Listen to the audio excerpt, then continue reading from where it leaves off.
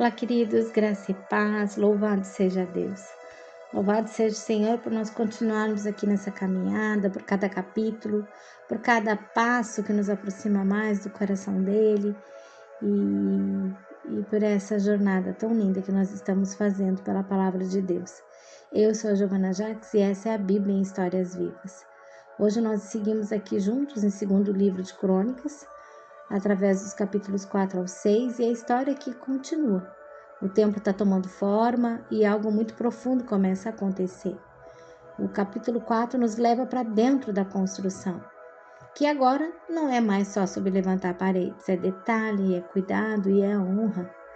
Salomão ele manda fazer o altar de bronze grande e firme para ser um lugar de entrega. Então surge ali um mar de fundição imenso, cheio de significado. Ele ficava ali ao lado sul do templo e era usado para purificação. Também são feitos ali os utensílios, bacias, instrumentos, tudo feito com muito cuidado, porque nada ali é por acaso. Tudo segue a direção de Deus e isso nos revela, que assim como eles tiveram cuidado com o templo, nós também precisamos ter cuidado com a nossa vida. Hoje nós somos o templo. E tem um detalhe lindo, que dentro do templo era escuro. Se não tivesse luz, tudo ficaria em trevas. Por isso os candelabros, as lamparinas. E isso é tão claro para nós. Sem a luz, nossa vida fica no escuro. E para nós hoje essa luz ela tem um nome, que é Jesus Cristo, a luz do mundo. E vai seguindo a história ali. Depois disso, tudo que Davi tinha separado, preparado, é levado ao templo. Tudo que ele construiu ao longo dos anos, porque Davi ele não construiu, mas ele preparou tudo. Ele foi um presente de Deus para Israel, como rei, como guerreiro, mas também como alguém que organizou tudo, organizou músicos, corais, pessoas. Tudo já vinha sendo preparado há muito tempo, como se tudo até aqui fosse apenas um ensaio, um começo. E isso abre o nosso coração.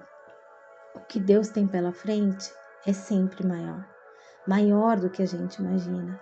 Na nossa vida, na nossa família, na igreja, na cidade, e nós fazemos parte disso. Lá no capítulo 5 chega um momento muito precioso. A arca chega, a presença chega, os sacerdotes, os levitas, os músicos, todos no seu lugar. E o louvor começa, a sua misericórdia dura para sempre, e de repente algo acontece.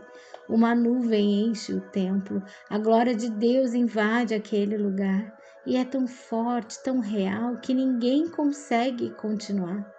Tudo para porque Deus se manifesta, Ele é o centro. Nunca houve uma celebração assim em Israel. Mas o mais importante não era a festa, o mais importante era a presença. E no capítulo 6, a gente vê que agora Salomão se levanta e algo muda aqui. Antes, Deus não tinha um lugar fixo, nem uma cidade escolhida, mas agora Jerusalém é escolhida e a linhagem de Davi também. Um novo tempo começa. Antes, Deus guiava com nuvem, com fogo. Agora Ele habita no Santo dos Santos. Mas isso também traz um alerta. A presença ali podia sair e o povo nem perceber. E isso também mexe com nós, mexe com o nosso coração. Será que percebemos quando Deus está presente? Será que perceberíamos se Ele se retirasse? Hoje tudo mudou. Deus não habita mais em um lugar, Ele habita em nós. O nosso coração virou esse lugar e nós somos chamados a algo ainda maior. Hoje nós somos filhos. Então Salomão se ajoelha, levanta as mãos e ora. E a oração dele é profunda, é sincera. Ele sabe que nem os céus podem conter o Senhor. Mas mesmo assim ele pede, ele diz, ouve. E isso repete várias vezes. Ouve dos céus, ouve o clamor, ouve a oração. Ele pede que Deus ouça, perdoe, responde. Sempre que alguém se voltar para Ele, Aí Salomão continua falando sobre este lugar. Neste lugar, Salomão consagra o templo, mas entende que Deus é maior do que tudo aquilo. E ele fala de dor também. Cada um conhece a sua própria dor, e isso é tão real. Porque às vezes, quando não ouvimos por amor, Deus nos chama pela dor. A dor às vezes vira um convite, um chamado para voltar. Alguns voltam, outros não. E Salomão vai além. Salomão ora sobre o futuro, sobre tempos difíceis, até o exílio, e ele clama que quando o povo se voltar, Deus ouça.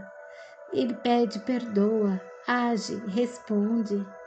Porque Deus sempre procurou alguém que se colocasse na brecha e muitas vezes não encontrou. E a oração termina com um clamor pela presença, pela salvação, pela manifestação de Deus. E tudo isso começou lá atrás, com um sonho no coração de Davi. Um homem que quis fazer algo especial para Deus, e Deus se agradou, porque Deus começa, mas também termina. Ele é fiel até o fim. Alguns começam, outros continuam, mas tudo faz parte do plano.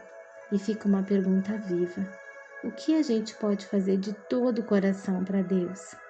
Porque no fim tudo passa, mas o coração, esse é o lugar mais importante, é ali que tudo acontece. É Deus, e Deus procura pessoas que se entreguem de verdade. E assim essa parte da história se fecha.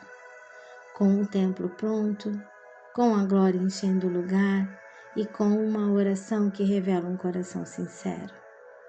Essa é a Bíblia em Histórias Vivas, e que hoje Deus nos dê um coração sensível para perceber a presença dEle e viver de verdade com Ele. Amém? Um grande abraço, até amanhã.